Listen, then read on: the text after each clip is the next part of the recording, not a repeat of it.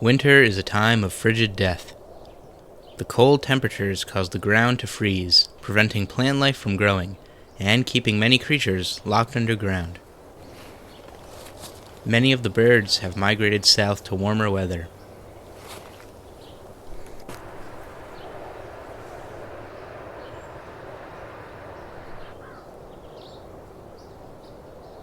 The creatures that remain tough out these cold months, dreaming of spring. Join me as we take a look at how this frozen landscape transforms into a lush paradise in the season of life.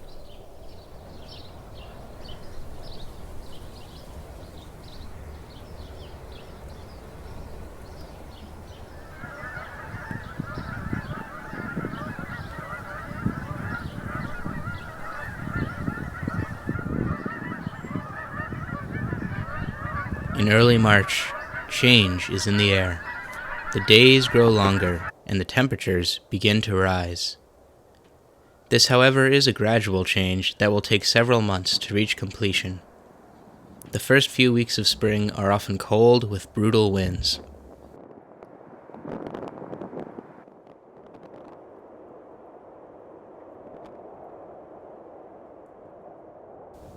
Perched on a limb, a peregrine falcon preens her feathers, ridding them of dust and parasites.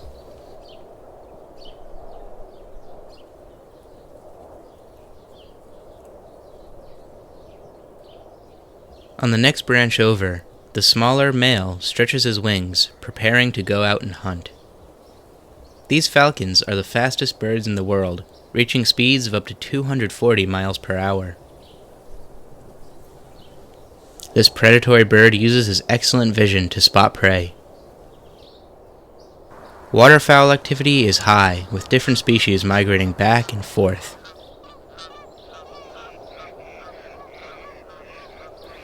Some species, like the mallard, have remained here year-round, while others, like the bufflehead, migrated from the north.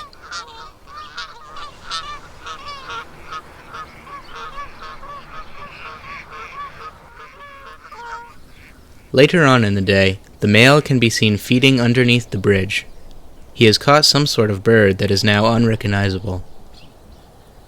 His razor-sharp talons hold the food in place, while his hooked beak rips apart pieces small enough to swallow.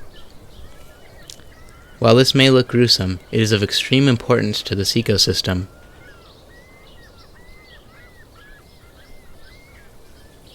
With the sun beginning to set, the falcon takes his meal to go, returning back to the perch to bathe in the warm rays of the setting sun.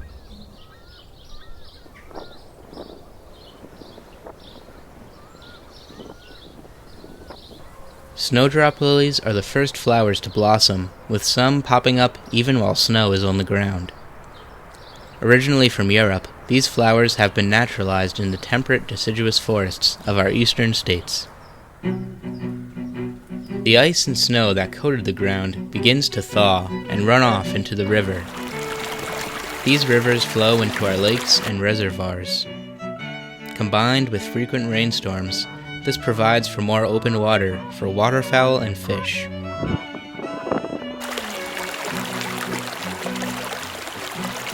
Melted snow and rain that doesn't run off into the river is trapped in small pockets among the woodlands, known as vernal pools. While this small pool of water is only temporary, it is an ecosystem that is crucial for amphibian life. One of the first amphibians to emerge from hibernation is the eastern newt. This is the only species of newt that can be found in our eastern states, and they typically thrive in vernal pools and forest ponds. The adults are almost fully aquatic, taking occasional breaths of fresh air while hunting for invertebrates underwater. This male searches for a mate among the vernal pool. To attract a female, he will wiggle his tail and release a pheromone into the water. On dry land, a juvenile newt, known as a red eft, almost looks like an entirely different species.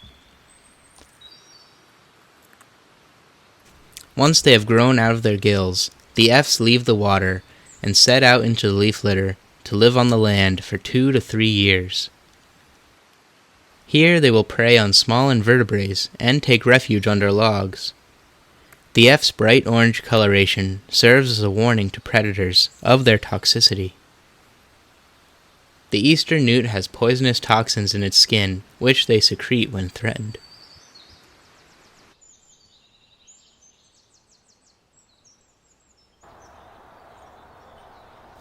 Now that the ground has begun to thaw, an American robin searches for its favorite meal, an earthworm. The return of spring means the return of insects, which, in the robin's case, means a plentiful supply of food. This will be important since she will soon begin to construct her nest, lay eggs, and raise young.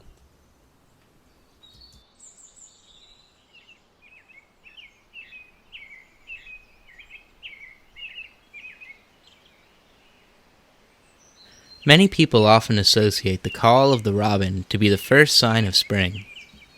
For me personally, however, the sound of spring has always been the song of the spring peeper. Their song is most commonly heard as the sun begins to set and the moon rises. The peepers are among the first amphibians to emerge from hibernation after a warm rain. These are some of the smallest frogs here, reaching only about an inch or so in length. Despite being so small, these frogs are extremely loud and can sometimes be heard from 2 miles away. Only the males make these calls, which they use to attract a mate. Once a female is found, the male latches onto her back. Eventually, the female will lay eggs, and as she does, the male fertilizes them with sperm. After this, they go their separate ways, leaving their offspring with nothing but instinct to survive.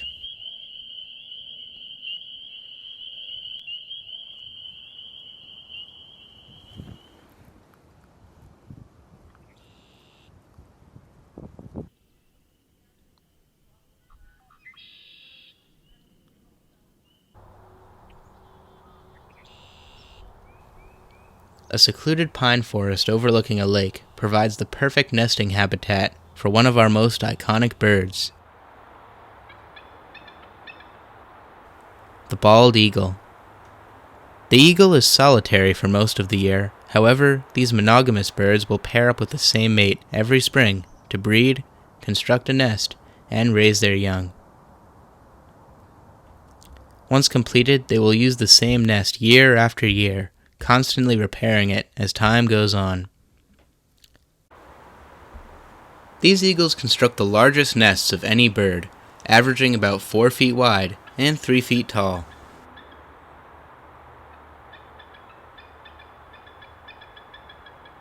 These territorial birds work hard to keep other eagles away from their nest site and to keep predators away from the nest.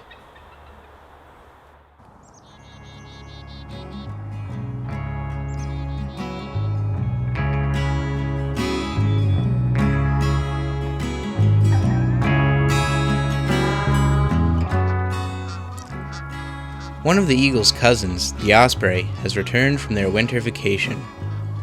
The osprey is a species of raptor that feeds exclusively on fish. In order to catch fish, they soar up high, using their incredible eyesight to spot prey through the water's glare. Once locked onto a target, the osprey dives.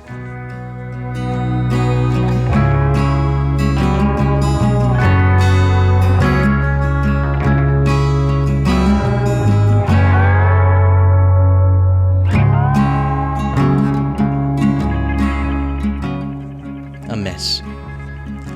For a predator, each hunt is a gamble, and oftentimes results in coming out empty-handed. According to studies, ospreys catch a fish only once every 4 dives. The osprey, however, is persistent and simply dries off mid-air and continues to hunt.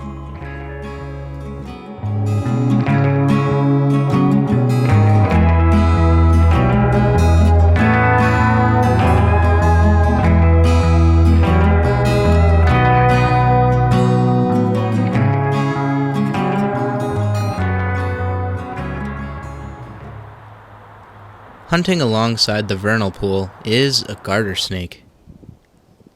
these snakes use their forked tongues and keen eyesight to search for prey. A group of American toads begin taking part in their breeding season. Like the peepers, the male will sit atop of the female, waiting for her to release her eggs. Not only are they poisonous, but these toads are far too large for the small snake to swallow. You will have to search elsewhere. While practically harmless to humans, garter snakes do possess a mild, neurotoxic venom, which they use to paralyze their prey. Despite their lack of legs, these snakes are quite maneuverable, being able to swim and climb throughout their habitat.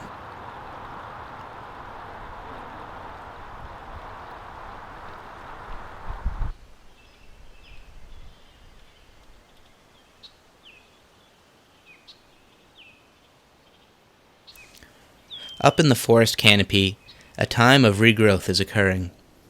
Each branch is adorned with budding leaves, blooming flowers, and pollen. These provide sweet, succulent snacks for creatures like the gray squirrel. After his winter cache has gone dry, he must go out and search for new food. With their sharp claws and fluffy balancing tails, these squirrels are perfectly designed to run around in the trees searching for food.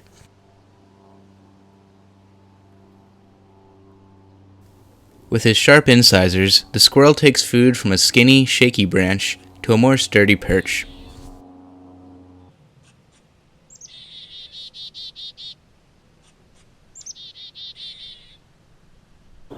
With the warming weather, a wide variety of flower species begin to bloom in a majestic display.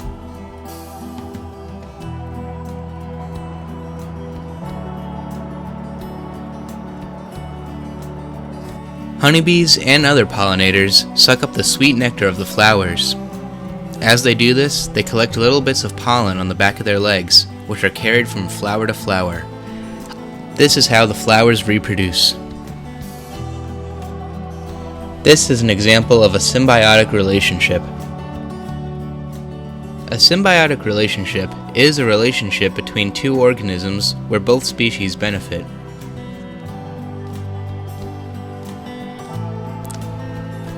The flower provides the animal with a meal, and the animal carries the pollen to the next flower, helping this species reproduce.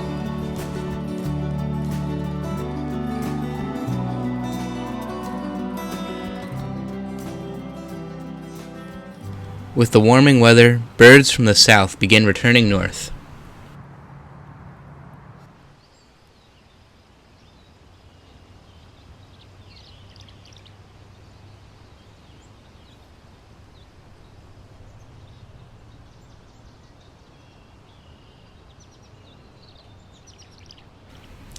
In a field at the edge of the forest, a shiny blue dart of feathers flies around. This is the tree swallow, a small insect-eating bird that naturally constructs their nests in tree cavities. In areas where they live alongside man, they will gladly make homes in bird boxes.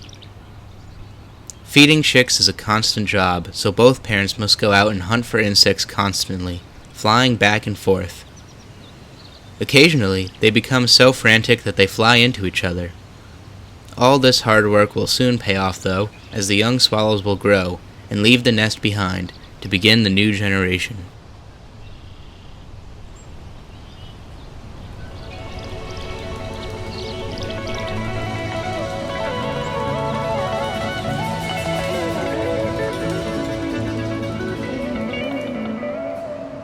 As summer birds return from the south, winter birds must prepare for their journey back north.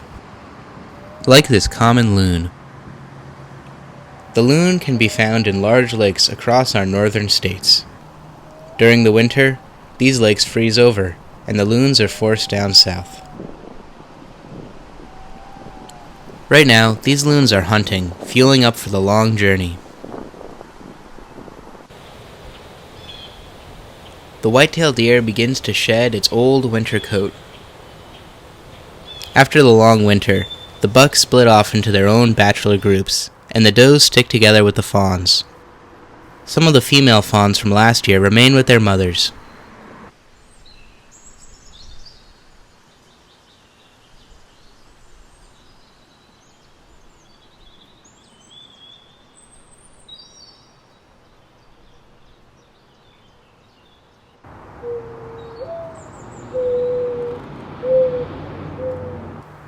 Amongst the treetops, a familiar song can be heard. This bird is more often heard rather than seen, serving as a natural alarm clock to many. Their slow, mellow song gives them the name mourning dove. During the spring, the dove constructs a nest and raises chicks just like all other birds. However, their methods are a little different. This dove feeds her young a substance known as pigeon's milk, which is created in the bird's crop. Doves and pigeons are the only birds on the planet that will feed their chicks this way. Pigeon's milk is rich in immune boosters and helps the little doves thrive. These young have grown out of their down feathers and will soon grow into their flight feathers. Soon their feathers will have completely grown in, and they will learn to fly and head out into the world.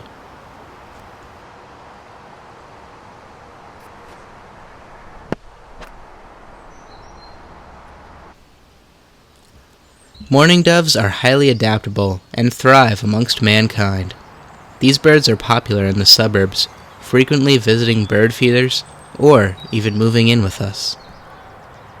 This pair of doves searches for a place to construct a nest. These birds aren't elaborate nest builders and will oftentimes sloppily throw together a pile of sticks in a bush or a tree. In this case, the doves have chosen the side of my house. A good choice, as this will protect from rain, wind, and predators.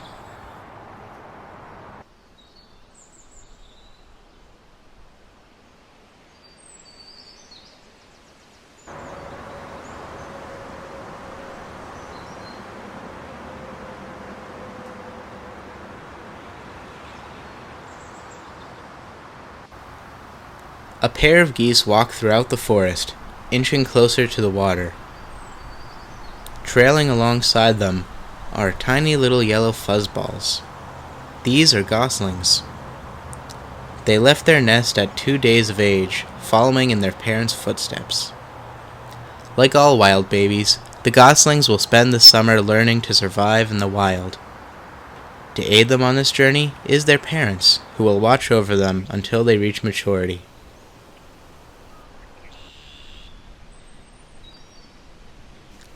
As they get older, the geese are given more free range, being able to explore the world around them.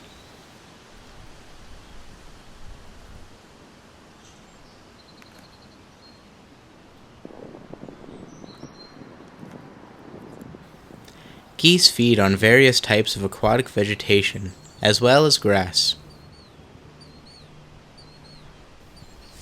Traveling downriver with their parents, these little goslings discover all sorts of new creatures, like this red-winged blackbird. And these painted turtles, basking in the warm spring sun.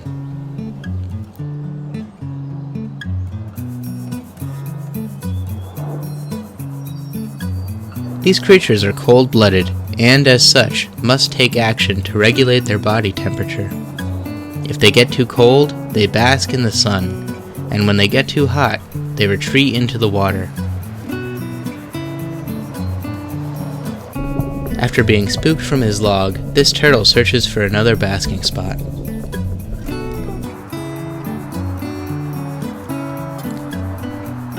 From the surface, this looks like a perfect basking rock, so he attempts to climb it.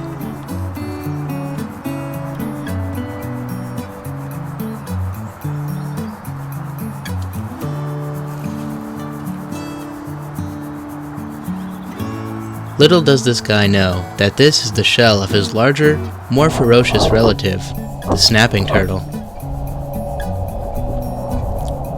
Now it's time to find another basking spot.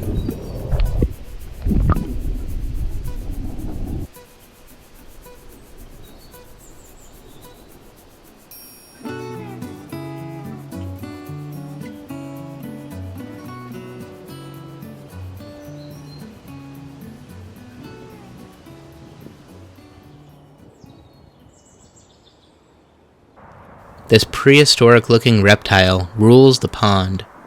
At this size, no creature, aside from man, can kill him. Snapping turtles are the largest freshwater turtles in the Northeast, with the average size being 30 pounds. However, there are some individuals weighing well over 80 pounds. His sharp claws and powerful arms and legs are used to bury around in the mud, searching for prey and escaping the daylight heat. Snapping turtles will feed on anything they can get their claws on, so this mother goose is wise to keep her goslings close. A careless gosling would make a quick meal for this snapping turtle. With no luck in the shallows, the turtle returns to deeper water.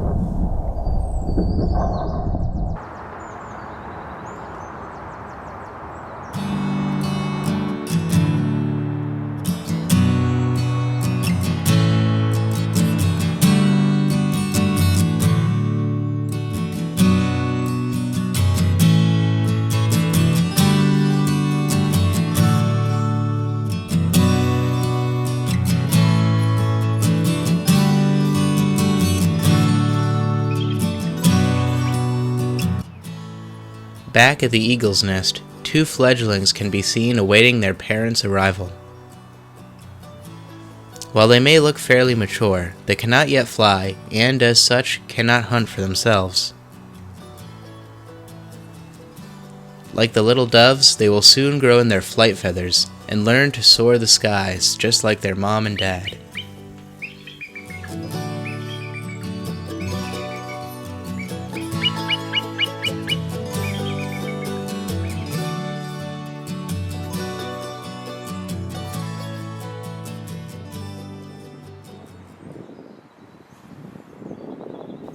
The northern water snake is a common species that is found wherever there is fresh water. Oftentimes confused for a copperhead or water moccasin, this snake is non-venomous. However, they can inflict a painful bite, which is why I'm using this stick to pick it up. Oh, no, he's going to bite.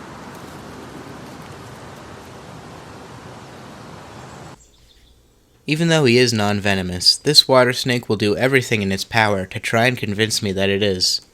They will even flatten their head to appear triangle-like, a physical trait of copperheads and rattlesnakes.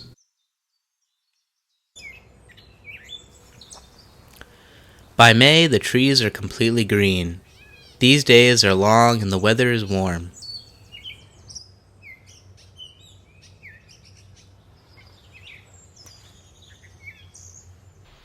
Deep in the forest, this female red fox, known as a vixen, keeps a watchful eye on the forest. It seems as if she is scouting for prey. However, she is guarding her den.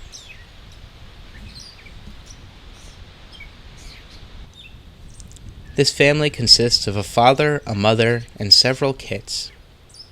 Both parents take turns guarding the den and hunting for prey.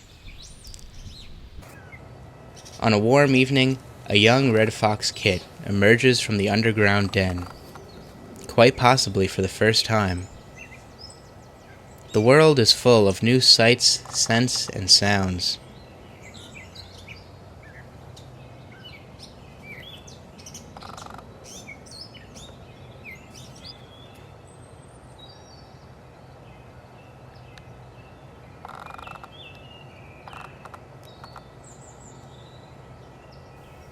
For a baby fox, curiosity and play are great teachers that will help them learn about survival in the wild. While this kit can't hunt quite yet, he's able to practice on small insects that he finds flying around the den.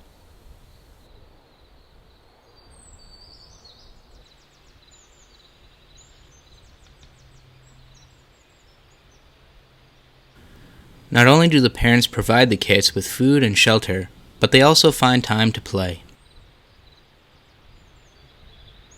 In areas with little human disturbance, a red fox may be active any time of the day.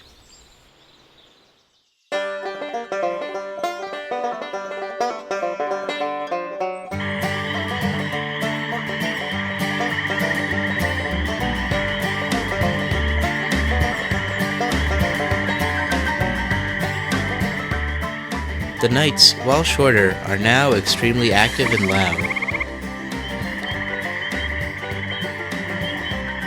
The gray tree frog, a larger cousin of the spring peeper, now sings his song across the vernal pool. Gray tree frogs are perfectly designed to live in the swamps and woodlands, with sticky toe pads that allow them to scale any surface. Their skin is also camouflaged, helping them to blend in with the tree bark. If camouflage doesn't work, these frogs have strong muscular legs, which will give them a speedy escape.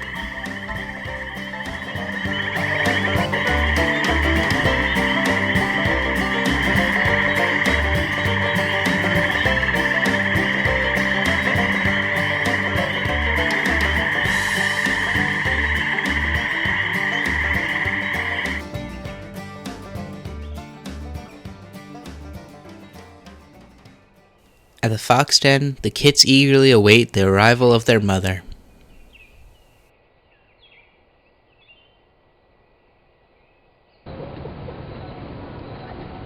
Just like a little puppy, this kit jumps for joy and wags its tail at the sight of his mother. This loving, affectionate side of foxes is one that most people don't know about, since these creatures are so secretive. The parents are also extremely protective. Any sudden noises will cause the mother to be alert.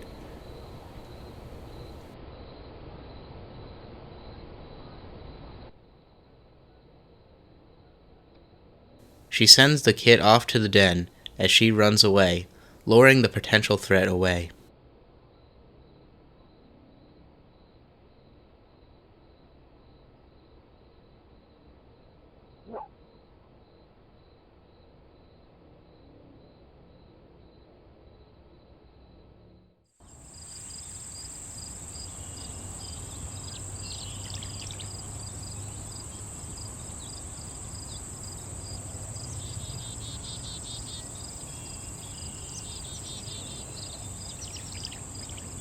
Hidden amongst the skunk cabbage is one of the most precious sights of spring, a young and fragile white-tailed fawn.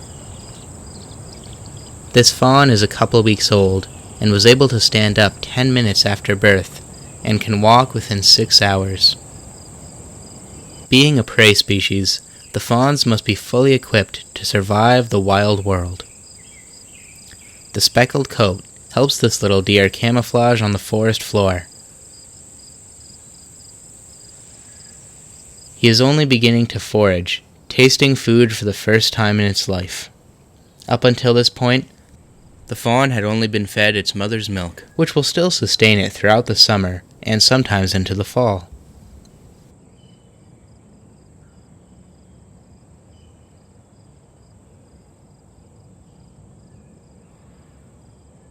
Oftentimes fawns are seen alone, but if you come across one of these in the wild, don't be fooled. More often than not, the mother is much closer than you'd think. If you come across a wild, solitary fawn, it's usually best to leave it be. The mother, now in her reddish-orange coat, is always on alert to any potential threat to either her or her fawn. She has taught her fawn to hide from prey at an early age, and if that doesn't work, she taught her fawn to run away, using her white tail to direct the fawn in the direction to go. Mother does may also lure predators away by running in the opposite direction.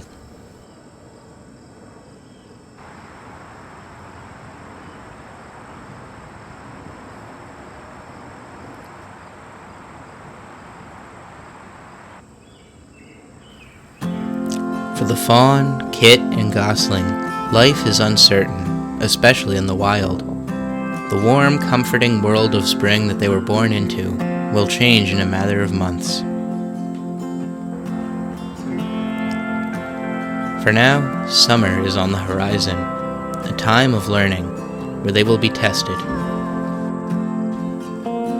Many of us don't realize the wild world of springtime, so I hope you enjoyed this and learned a little bit about the wildlife around you.